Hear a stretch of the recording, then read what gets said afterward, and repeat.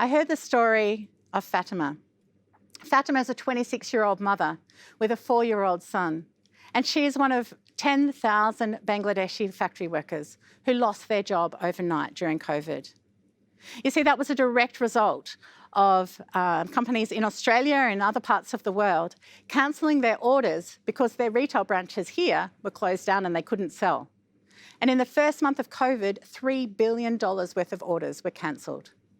So for people like Fatima, that meant that she lost her job. She recalled her boss walking through the factory. She was there working on her machine, and her boss came along and tapped her on the shoulder and told her to go home and never come back. And she said, "I have a 4-year-old son to feed. What will I do now?" I don't know what happened to Fatima.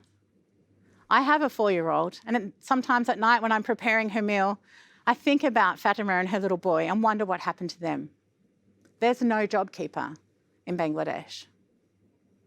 And the impact of COVID on modern slavery, although it's difficult to measure because the numbers keep changing, even now the numbers are changing daily, we know that some of the significant impacts that happened during COVID have had a catastrophic effect on modern slavery.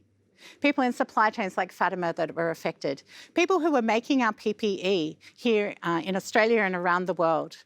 We already knew that there were human rights abuses happening in those PPE companies. And through COVID and the increase in demand, what happened was those people were forced to work 24/7 in those factories, where we already knew that modern slavery existed.